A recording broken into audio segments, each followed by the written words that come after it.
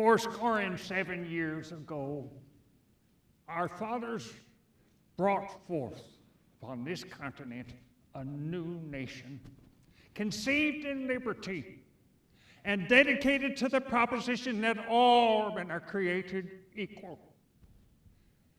Now we are engaged in a great civil war, testing whether that nation, or any nation, so conceived and so dedicated, can long endure. We are met on the great battlefield of that war. We've come to dedicate a portion of that field as a final resting place for those who here gave their lives that that nation might live. It is altogether fitting and proper that we should do this.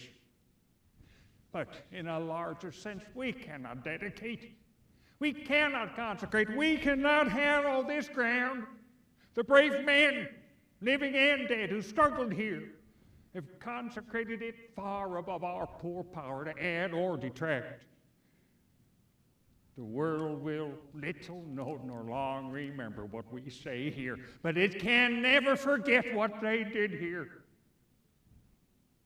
It is for us, the living rather, to be dedicated here to the unfinished work which they who fought here have thus far so nobly advanced.